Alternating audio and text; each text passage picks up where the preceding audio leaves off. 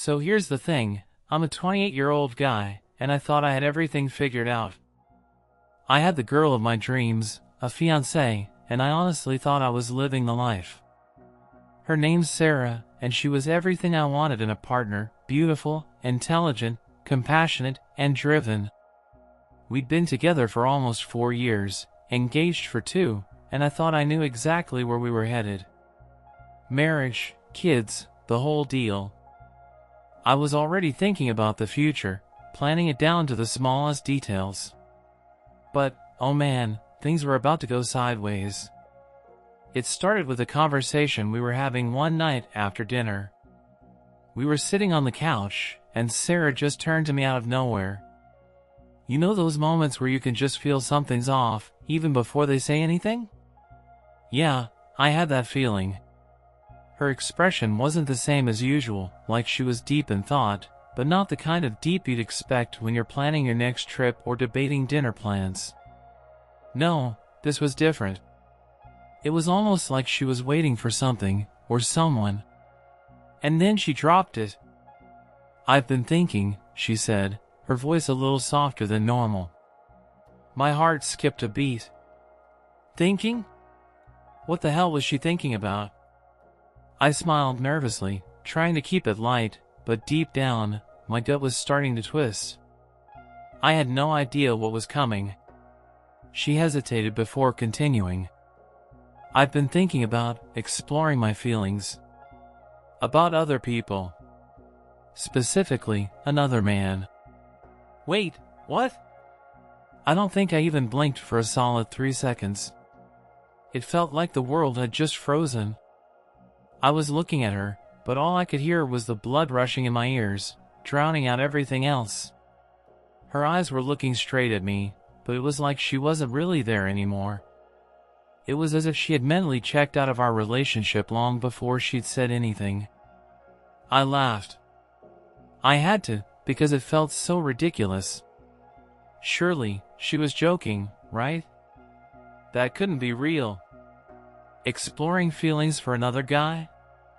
I repeated, trying to make sense of it, as if hearing the words again might make them somehow less insane. But she wasn't laughing, and she wasn't smiling. She was dead serious. "I don't know how to explain it," she said. "I just feel like I need to know what it would be like, before we commit to getting married. I love you, I do. But I can't ignore that part of me that's curious." My chest tightened. I tried to keep calm, but inside, I was spiraling. This wasn't something we talked about in the relationship handbook. This wasn't a let's figure this out together kind of situation. No, it was like a bomb going off, and I was just standing there, waiting for the dust to settle. I wish I could say I kept my cool in that moment. But to be honest, I didn't. I stood up, walked over to the window, and stared out at the city lights. I felt this cold, sickening wave roll through me, and for a second, I thought I might throw up. "So you want to explore your feelings with someone else," I repeated slowly, almost to myself. "While we're still engaged? While we're planning a future together?" Sarah didn't answer right away. It was like she was waiting for me to say something, to give her permission. And that's when it hit me, I wasn't going to give her permission. No way in hell. I couldn't. There was no part of me that could just let this go, like it was some casual thing she was throwing out there. This wasn't just about feelings. This was about trust. About respect. About the relationship we'd spent years building. Are you really asking for an open relationship?" I asked, my voice hoarse now. The idea felt so foreign, so out of place in the life we'd built. It was like trying to shove a square peg into a round hole, no matter how much you twisted and turned it. Her eyes dropped to her lap, and she nodded, barely. I felt my stomach drop. This wasn't a casual "hey, let's see where this goes" moment. She was serious.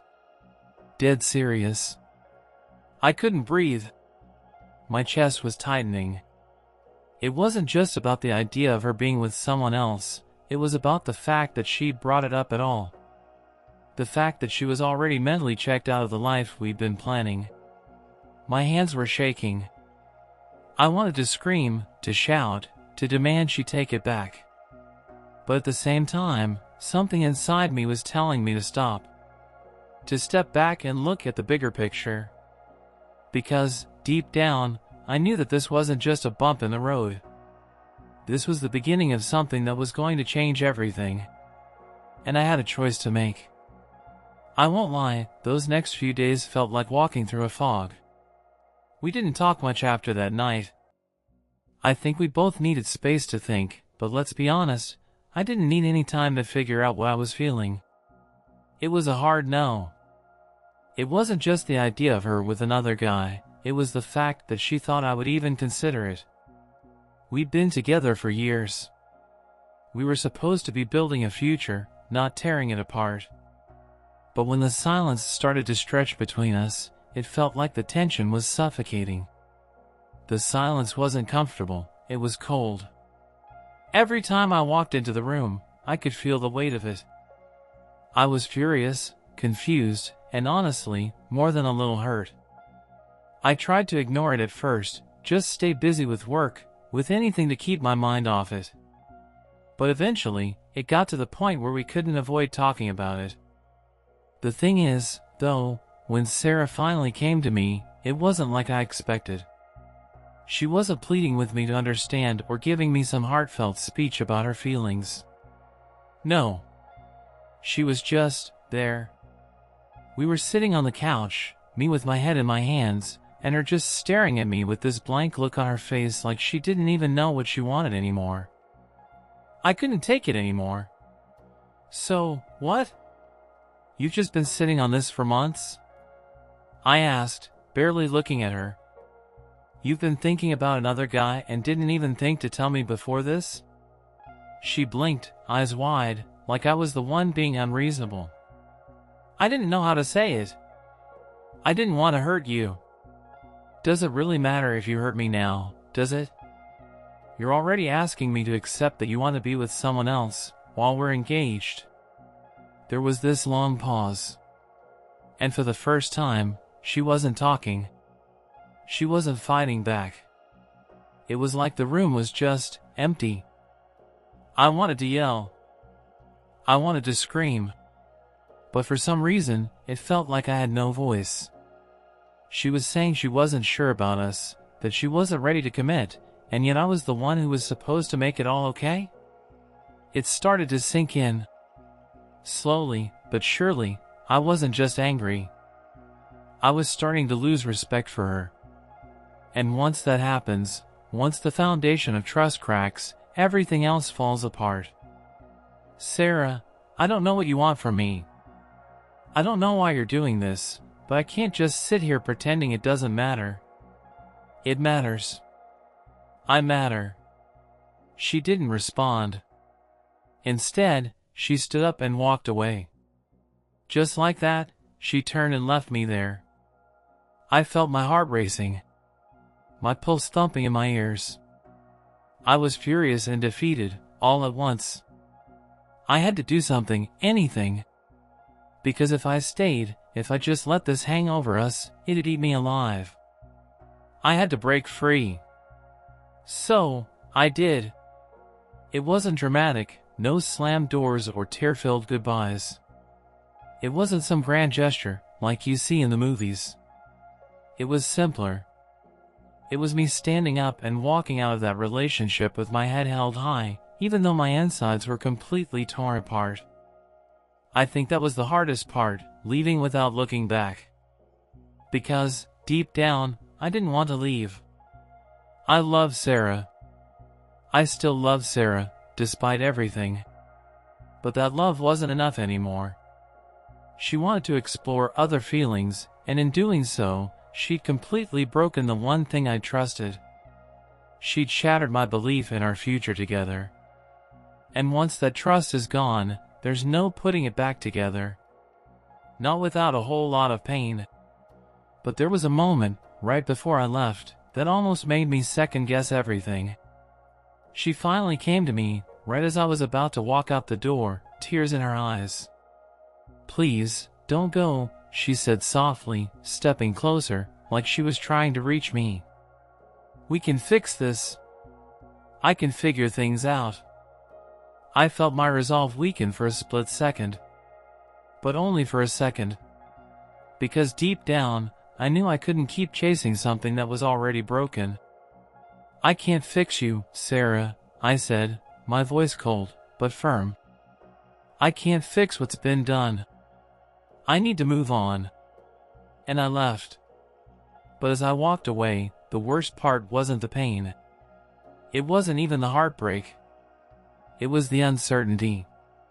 The feeling of not knowing if I was making the right choice. The feeling that maybe, just maybe, I was throwing away something that could have worked if I just stuck it out a little longer. But sticking around for the sake of comfort wasn't going to fix anything. And deep down, I knew I couldn't keep living in that limbo. So I made my choice. I walked away. But walking away wasn't the end. It was only the beginning. I think the hardest part after I left wasn't the loneliness. It wasn't even the pain of missing Sarah. It was the quiet. Suddenly, the noise of our relationship was gone. The chatter about our future, the daily routines, the way we'd shared everything, gone in an instant. And what was left? Just the empty spaces, the unanswered questions, and a gnawing feeling in my stomach that maybe I'd made a mistake. But here's the thing, the more time passed, the more I realized something. I didn't need her to be happy. I didn't need the relationship to feel like I had purpose. I started doing things for me. Little things, sure, like going out for long walks in the evenings to clear my head. But also bigger things. I took up the gym again, something I'd slacked on when I'd been so wrapped up in planning the future with Sarah. I started catching up with old friends, people I hadn't talked to in months, maybe years. And you know what? It felt damn good. I felt alive. Like the weight had been lifted off me. But, yeah, don't get me wrong, it wasn't all smooth sailing. The first couple of weeks were a mess. I spent a lot of nights staring at the ceiling, my mind racing. Was she with someone else? Was she happy? Did she miss me at all, or was I just some guy in her past? The constant loop was exhausting. One evening, a few days after I'd left, I ran into Sarah's best friend, Mia, at the coffee shop we used to go to. I didn't even know she was still in town. I hadn't seen her since the breakup, and I wasn't exactly looking to run into anyone from that life. But there she was, looking like she'd seen a ghost. "Hey," Mia said, her voice quiet. Her eyes flicked to me nervously, like she didn't know if I was about to bite her head off. I couldn't blame her. I probably looked like a guy who had just been through a war. "Hey, Mia," I replied, trying to keep things casual. "Long time no see." She took a step closer, her eyes softening. "I heard about what happened," she said, cautiously. "Sarah told me what went down. Are you okay?" I wasn't sure how to answer. "Am I okay?" Was I? I'm doing better," I said, forcing a smile. "Just trying to move on, you know?" Mia hesitated, then let out a small sigh. "Look, I'm not trying to take sides here. But you should know something." She leaned in a little closer, her voice lowering. "Sarah's been struggling, too. She really thought she could make things work with you and still explore, well, whatever it is she's been feeling. But now she's kind of a mess. She misses you." I wasn't sure what to feel. Part of me wanted to feel validated, like I had made the right decision by walking away. But another part of me, one I hated, felt that old tug. That pull. Maybe I did miss her too. "I get it," I said, not sure how to respond. "I'm not mad at her, Mia. You're just doing what you need to do, right?" she finished for me. "I know. I'm just saying. I think Sarah's having second thoughts. My chest tightened. Was it too late for second thoughts? Did it even matter? That conversation, as brief as it was, had me thinking for days. I tried to shake it off, told myself it didn't matter. But the more I thought about Sarah and the way Mia spoke, the more I realized something. I had to face the truth. I'd walked away, sure, but I hadn't really moved on. Not fully. And then there was the whole mess of social media. I know, it sounds ridiculous. But I swear, the second I posted that one photo of myself at a bar with a few friends, suddenly everyone had something to say. Messages started rolling in.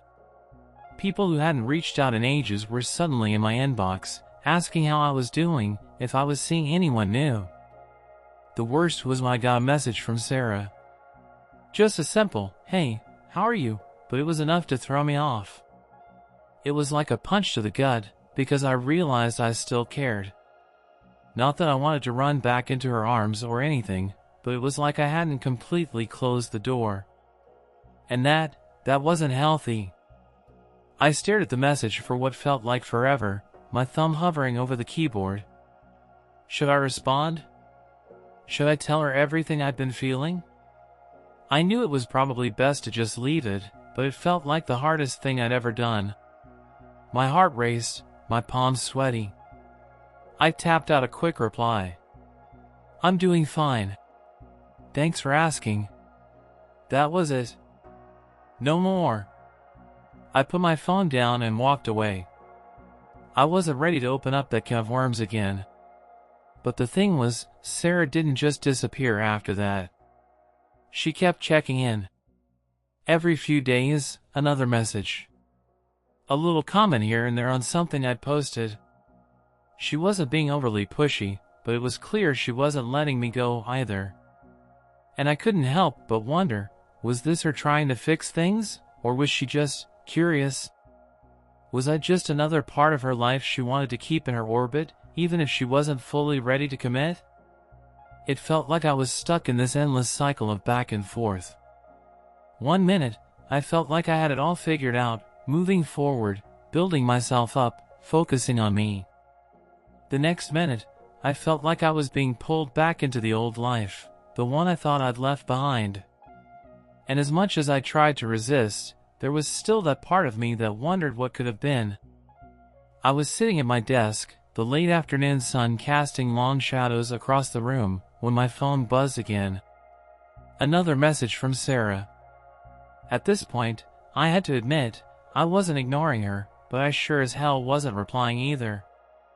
It felt like this weird, twisted game. I wasn't ready to dive back into what we had, not after everything, but her presence in my life, these constant messages, the little comments, were keeping me on edge. But this time was different. This message was longer than the usual ones. I could tell she'd put some thought into it. It read, I've been thinking a lot about us. And everything that happened. I know I messed up. I don't know if you're even willing to talk to me, but I need to tell you something. I've been talking to him, the guy I told you about. But it's not the same. It's not what I thought it would be. And I miss you. I miss us. I miss the way things used to be. The words hit me harder than I expected. A pit formed in my stomach. Part of me wanted to throw the phone against the wall.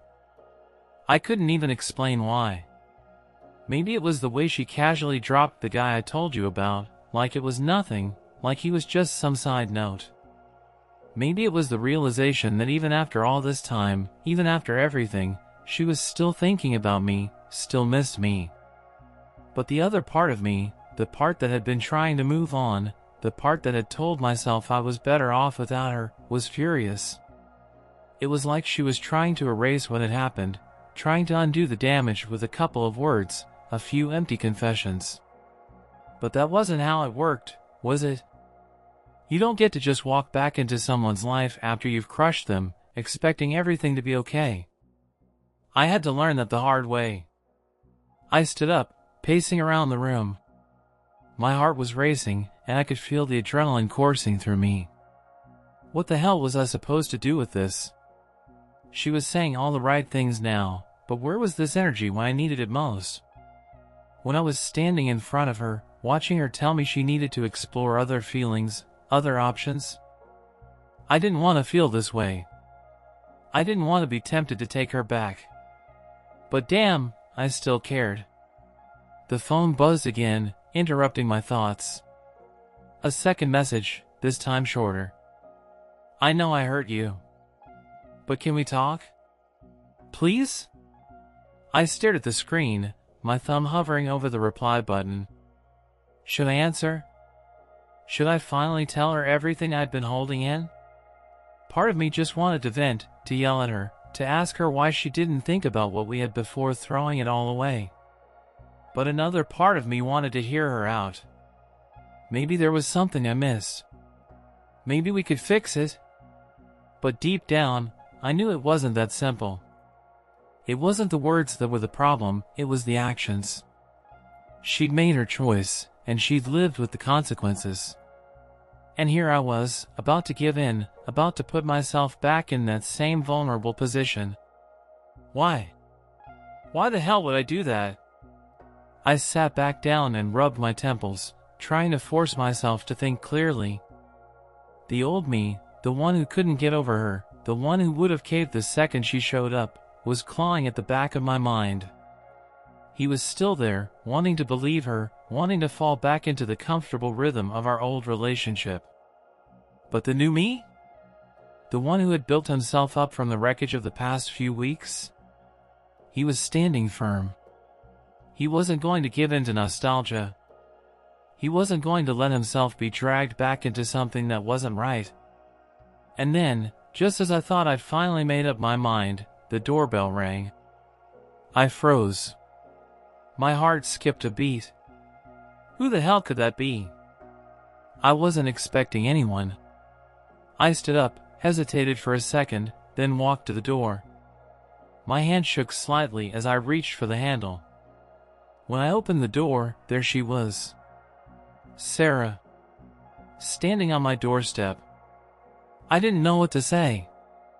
For a second, I just stared at her, feeling a mix of confusion, anger, and something else, something more vulnerable that I didn't want to acknowledge. But before I could speak, she was already talking. I need to see you, she said, her voice low and urgent. Please, just hear me out. I didn't invite her in. I couldn't. I wasn't sure I trusted myself to stay calm if I did. But I didn't slam the door either.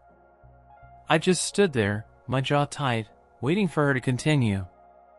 I was wrong, she said, and for the first time since all this started, she looked genuinely vulnerable. I thought I could find something else, but I didn't. And now I'm here, and I don't know if it's too late. But I miss you. I miss us, and I can't keep pretending like I don't. Please, just listen to me. The words hit me like a wave, washing over everything I tried to keep buried. I felt a crack forming in my armor, the one I'd spent weeks building. And for the first time, I wasn't sure if I could hold it together anymore. But even as she spoke, I knew. I knew deep down that what she wanted wasn't something I could give her. Not anymore. I don't know what I was expecting when I opened that door, but I sure as hell didn't expect to feel the way I did when I saw Sarah standing there. She wasn't just asking for forgiveness, she wasn't just pleading for me to take her back. No, there was something more raw in her eyes, something I hadn't seen before. Vulnerability, maybe? Or maybe just a realization that she'd lost me. For a second, I stood there, my thoughts spinning in 1,000 different directions. Part of me wanted to pull her inside, to listen to her and let her explain, again. I could hear the old me, the one who thought maybe love could fix anything, whispering in the back of my head, urging me to just listen. To hear her out one more time. But then I remembered. I remembered everything. The way she had asked for space, the way she wanted to explore other feelings, the way she casually told me she might need another man to find herself. I remembered how my heart had shattered when I realized she wasn't sure about us anymore. And I realized that she wasn't the only one who needed to figure things out. I had done the hard work too. "No," I said, the words slipping out before I could even stop it. It wasn't angry, it wasn't cold, it was just final. "It's too late, Sarah." She flinched, like I had physically hit her. Her face crumpled for a second, and I saw her fight back the tears. But I stood my ground. "You can't just waltz back in here and expect everything to be okay," I continued, my voice steady now, though my chest felt tight. "I tried. I gave everything I had to this relationship, and when you asked for space, I gave it to you. But now it's my turn." She shook her head, her hands trembling at her sides. "But I've changed. I know what I did was wrong. I can't take it back, but I'm asking you to let me make it right. Can't we just try again?" I felt this ache deep in my chest. I wanted to give her the benefit of the doubt. I wanted to believe she was sorry, that she meant it this time. But there was that gut feeling, that voice in my head telling me I couldn't keep doing this. That I couldn't keep looking backward, living in a past that wasn't even there anymore. I stepped back, taking a breath, trying to keep my emotions in check. "You're not the same person I fell in love with. And neither am I. I've changed too, Sarah. I'm not the guy I used to be. I've learned to trust myself, to love myself first, and to stop waiting around for someone who isn't sure they want me." She didn't speak for a long time, just standing there, staring at me with wide eyes like she couldn't process what I was saying. And in that moment, I realized she couldn't fix this. And neither could I. We had both broken something that wasn't going to be repaired, no matter how many apologies or promises we made. "I think it's time for us to move on," I finally said. It was like a weight had been lifted off my chest, just saying those words aloud. There was no bitterness in my tone, no anger. Just finality. She stood there for a second longer, like she was trying to come up with something else to say, some way to convince me that she'd changed. But I knew it wasn't going to happen. We had both made choices. And those choices had led us to this moment. "Goodbye, Sarah," I said softly. And then, I closed the door. It wasn't dramatic. It wasn't the kind of closure you see in movies, with big, sweeping gestures or tear-filled confessions. But it was exactly what I needed. The silence after the door clicked shut was comforting. And for the first time in a long while, I felt free. The days after that were a blur.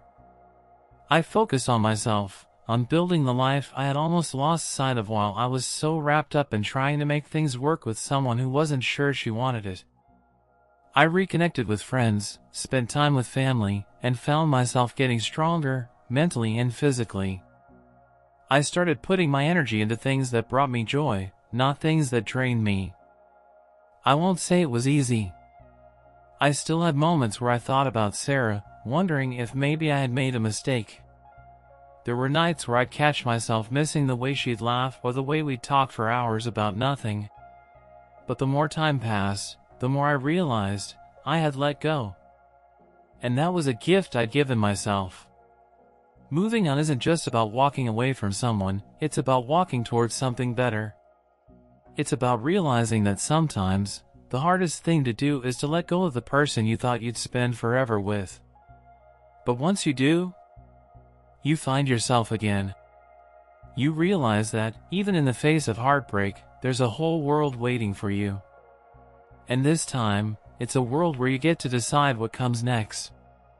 I don't regret the decision I made. I don't even know if Sarah and I were ever meant to be. But I do know one thing for sure, I'm okay. And that's more than enough.